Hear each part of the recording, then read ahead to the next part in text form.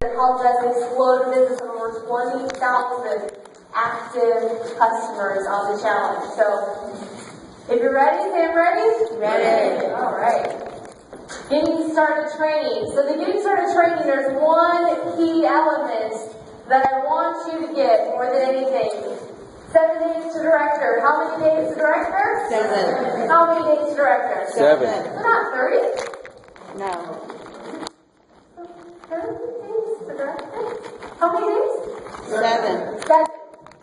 And if you view your entire business, every time a brand new promoter comes in, that they have 7 days to director. You know why I went director in 16 hours? I thought you only had 7 days. Like when they told me, they're like, you have 7 days to go director. There was no like, oh, you got 30 days to go. Like, they told me that. Now, part of it might have been that my upline was brand new, so they were probably just as confused as everyone else. But I'm so glad that they led that way. And in fact, because I was able to go direct my first day, just by retargeting, I started telling people you can get done in like a day or two. You can get done like 48 hours if you just follow the plan. In fact, you'll be directed by your party, and now you have a story. What would it be like if all of a sudden, instead of going director in the last 48 hours, people did it in their first? That's how you really create momentum and viral growth. So getting started training, you're going to now focus on how many days to director? 7. 7. And I have you guys repeat this, not for me, I already know it, it's for you. Repetition in your mind. Repetition is the mother of all skill. You guys ever know it? Repetition is the mother of all skill. So when you repeat something in your mind and planting it into your subconscious, remember what we learned about subconscious, right? It's our boost. It's your boost. Alright, 7 days to director. First thing that you got to do is set your goals. Or if you already know each one individually, I want to talk about goal setting. How many of you guys are familiar with the Harvard setting of goal setting? Raise your hand. You've heard about this. I've heard of it. What? One person? This is the most revered study on goals probably on the planet. The most peer-reviewed, it's the most documented, it's the most constantly quoted, and it was with thousands and thousands of people through Harvard in the mass population, and they found 3% versus 97, so very similar to the 98 and 2 that we were talking about. And actually 98 and 2 is more recent because the economy has gotten worse. So it used to be 97 and 3, and now it's morphed into 98 and 2. Harvard study.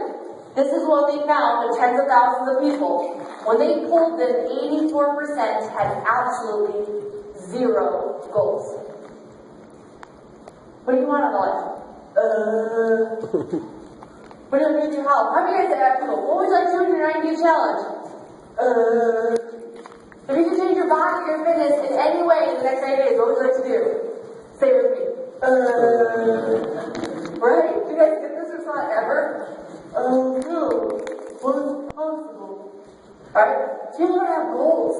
84% actually has no specific goals, meaning that on a dime they cannot say, I want to lose 10 pounds, or I want to become a Visalis, ambassador. I want to quit my job in the next 6 months. They have no goal. I want to buy a bigger home by this time next year. I want to move to Cancun, New York City, Houston, San Diego, wherever. They have no specific goals. 13% had goals, but they were not committed to paper. So they had a goal, like, you know what? I know my goal is, it's New Year's resolution. I'd like to lose 20 pounds. But they did not write it down. They did not have any place to write it down. And this seems so small, right? Like, what's the difference? You know it in your head. It's the same thing when people write their list. People are like, I'm like, you gotta write your list. So if I got my list, I'm like, let me see it. They're like, it's in my head. I'm like, good luck with that. You're gonna miss people. You're gonna forget people. You're gonna let people fall through the cracks. You gotta write it down. 3% had clear, written goals and a plan to accomplish them. Do you guys see any correlation between the 98 and the 2% here? 97 and the 3? Here's the crazy thing. They then started looking at the lives of all these tens of thousands of people. And they were like asking questions about their happiness, where they live, their income, all this data. Because they wanted to attach it to goals. What did goals say about how people lived and the consequences in their situation? Here's what they found. Of the 13% of the class who had goals, so maybe 30% were the ones that had goals, written or not, but they had goals, they were on average making twice as much money than the ones that had no goals at all. Just by having goals increases your potential on average to earn twice as much money. And some of you guys are like, there's about a quarter of you in here statistically that are like, it's not a lot of money for me. I'm here to help people. You can't help anybody unless you can help yourself. But we're going to get into the why in just a second. But if it's not about money for you, give it all away. Give it all away. How much do you think the 3% made more than the other 97%? How much more do you think? They found out. How much more do you think that they made more than the other 97%? 10. Wow. Of the whole tens of thousands of people, the 3% that had written, concise, clear goals and a definitive plan to hit them. They had an action step. They had dates attached to it. They had a strategy on how they were going to get there. It wasn't just a pipe dream. It wasn't just a lottery. They actually knew, this is what I'm going to do. This is how much I'm going to put in the gym. This is how much I'm going to, exercise. How much I'm going to do in my business. What I'm going to do for my spouse. We're going to do this date. This date, this vacation. They had goals written down. They on average were earning in gross income 10 times as much. How many of you guys are going to get some written down goals? Yes. I don't know how to do that. 7 keys to goal setting. Write them down. Clearly. Give it. Write them down.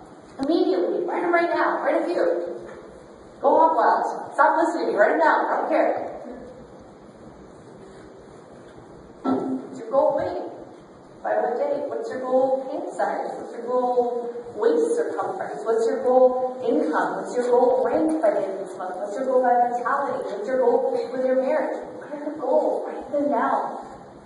One of the habits that Josh and I learned from our Millionaire mentor, remember I told you about her that came into our life in 2008? What she taught us at the beginning of every year to sit down and do a goal setting plan together. And so we sit down every single year and we spend an entire day. Not a half hour, not 40, I'm talking like hours. Goal setting. Now we usually go somewhere cool to do it. And when we were a Poe, you know what Poe is, right?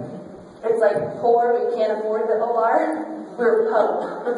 We were Poe. We go to like a free park or like a lake. This last time we went to Austin, overlooking Lake Travis. There we rented like a bed and breakfast, and it was overlooking everything. It was very picturesque, and we had hot chocolate and rice shakes and fruits, and it was very romantic. And we did all of our goals, and we were strategizing, listening to beautiful music. And that's how we spent actually our entire Christmas and day after Christmas.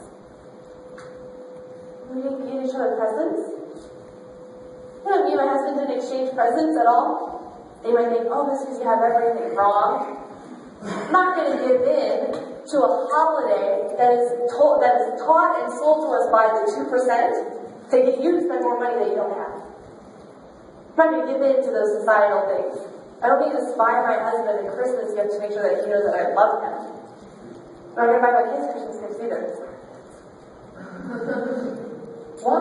That's all the 2% that are financially free selling you the 98% that you should be spending more money. That's how you're going to win your kids' affection or your spouse's affection or your friend's affection. Stop buying their love. We sat down and we did this all Christmas Day and the day after. Writing down our goals. Where are we going? We talked to people about where are we going to be investing? How much time are we spending together? Where are we going to go see? In fact, we went down and we looked at where can we reduce costs in our spending. We're finding a cheaper place to rent our private house so we can invest in properties for tax reasons. But let's reduce that so we can take more trips together.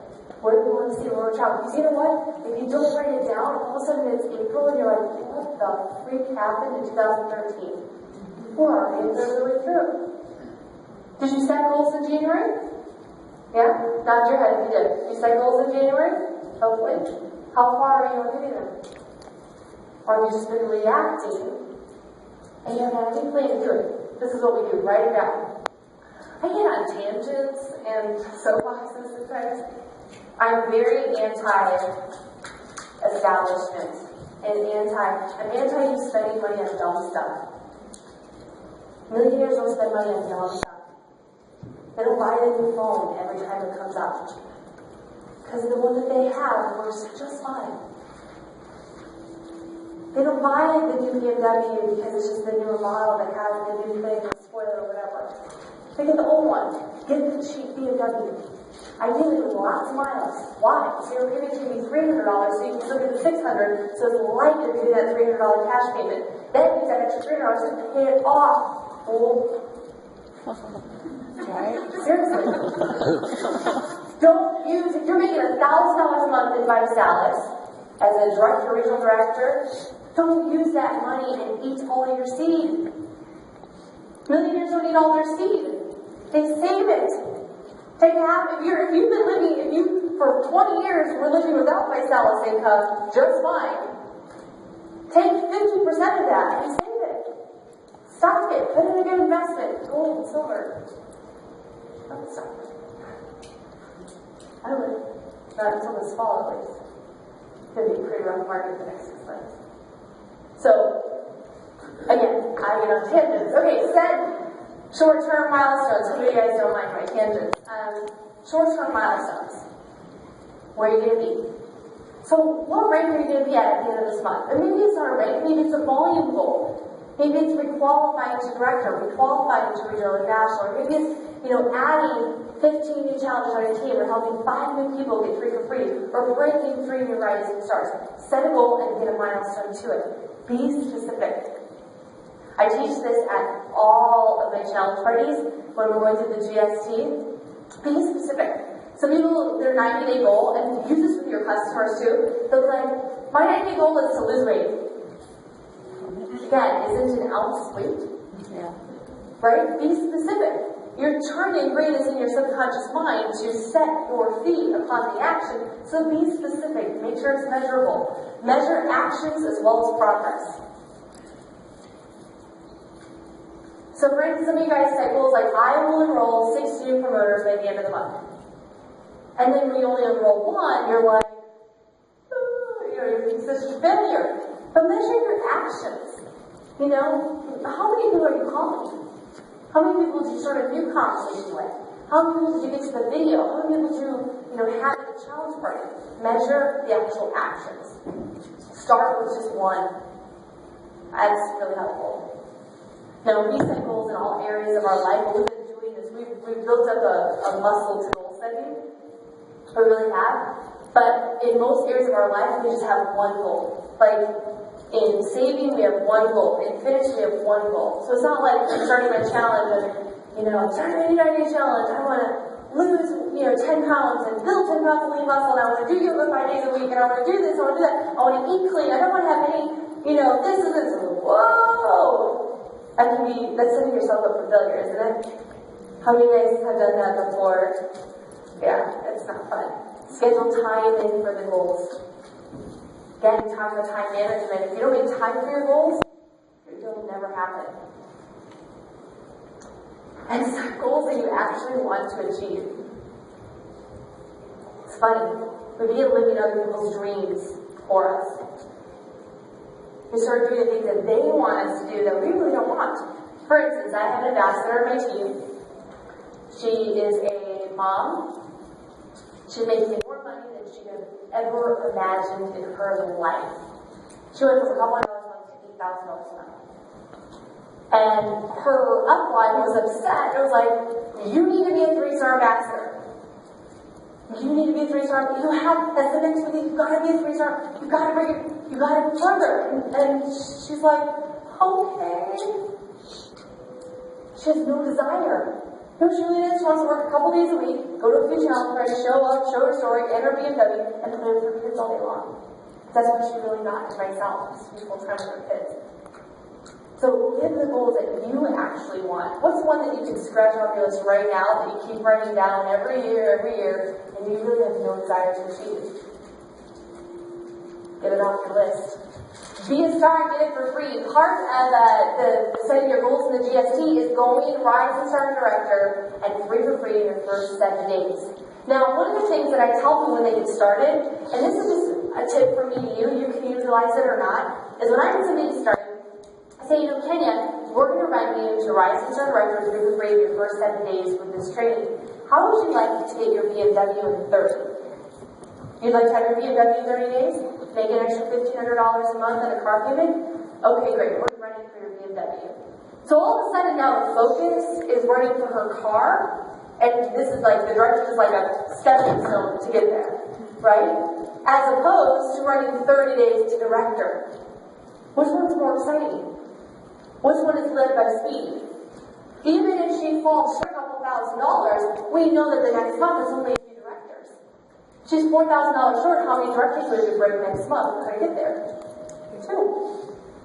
How many incomes are 3 for free parties? I'd rather do it a little bit further. So I've always had focus on people running a regional director, and also I have been focused on doing more than just one party. Again, this may be overwhelming for some of your promoters, but I'd rather overwhelm them than underwhelm them. So when I say, like, okay, you're committed, you really want a regional director in the next 30 days. How's your calendar look as far as are you going out of town? Are you pretty free? Like, you put a couple hours a night into this? Okay, great. So here's what I want to do. I actually want to go probably like 6 to 8 parties with you. And we're going to do several into your team as well, but I want to make sure that we get as much momentum as possible with your markets so that we can build a really solid team. So let's book the first 2 right now, and then we'll take it from there. So I can usually mathematically say that each party is worth $1,000 to $2,000. So if I get her to do 8 parties and over $1,500, that's going to put us really near that regional director mark. And even if her next 2 parties are only $300 or $200 because she gets a couple balance kits or shake kits, what's happening is she's bringing on new promoters and start doing that with her team. So it's all about the mindset and the posture of running to regional versus running to director. Free for free, obviously. You have to get in your first 30 days. We have brand new pools. How many of you guys love the new pools? Have been participating in them? I usually see on my weekly checks, I'm like, I have $47. I'm like, oh my god, people that I signed up got their product for free. This is awesome. This should be the easiest slam dunk for every single person in your organization. Do not accept that anybody is not getting their product for free. Be Nazi about it. Just not be, but just be Nazi. Seriously, you want to be like general about this. Why? Because 7 out of 10 people that they know are obese and overweight. There's no reason why anybody should ever have to pay for product. If you have people paying for product, they will not be here very long. They won't. The retention is built through that through the free program. Challenge price is where you're going to get customers. And I came up with an algorithm on my team and motto that's really helped. I've done it 6 times, and it's just really simple, but it makes perfect sense. And here's what it is: more parties equals more volume equals higher paychecks. Genius. Right? More parties equals more volume equals higher paychecks. And see, I have teams that have come in and threw a ton of promoters in. Man, they're just promoter essential. They're even breaking stars, they're even breaking cars, but nobody did parties, nobody got customers. And what do you think happened 6 months later? And then they're on to the next deal. But the teams that have been so rich in parties, so rich in helping people get their product for free, have been so duplicating that model. They may have not grown the fastest, but they're not going backwards. The people are still getting paid. The car payments are still getting paid. So parties are really going to be a star here for free. The new weekly pool, this is a must. Now, how many guys signed up before January 5th, or right around there? Like, free. And then show me how many people signed up after, like, mid-January, when these launch. The hardest thing for the old people is going to really adopt this. The new people, this is all you know. Old people, you got it. It's like new dog, old dog, needs to learn new tricks. This has got to be your focus. Let me show you the difference. If you get somebody started right now, and they don't go Rising Star 3 for free. But let's just say they do end up going director after a couple months. Maybe it just takes them a while. There's no real urgency there, but they do start building a little bit of a team. But they didn't go Rising Star 3 for free. What incentive do they have for their team to go Rising Star 3 for free in 30 days? What incentive? What incentive? None. And you're like, well, no, they want their team to succeed. Yes, but it doesn't matter if it's in 30 days or not, because they get paid the same. So if I sign up Kenya, but I didn't go Rising Star, so when she goes Rising Star, it doesn't affect me, meaning I don't get a dip in the pool. Am I that motivated to get her there? No, because if she gets director the next month, I still get paid the same. Where, if I, sign up Clay, and I run him to Rising Star and free for free, now he's qualified for those pools. He's going to be motivated to help every single person on his team. Personal growth, customer promoter, go 3 for free to Rising Star. And all those people aren't motivated. It's the difference. I mean, it starts like this and then just goes like that. It's speed, it's momentum. These pools are the best thing that this company has come up with to drive fast behavior. So if you're not qualified, I don't want you to freak out. Because there's probably a few in this room that aren't qualified for these pools.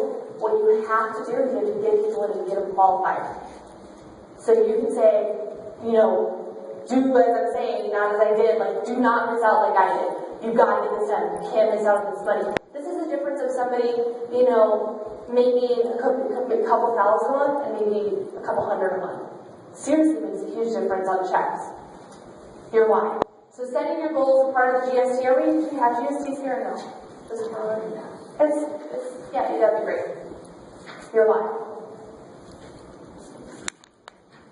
Why start a business? Write it down. Why? Why did you really start a business?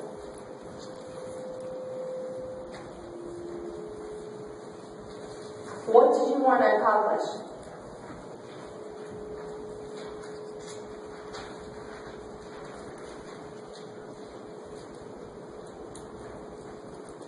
What is really your goal here? Why is it so much feedback? What is it? Can you fix it, call center?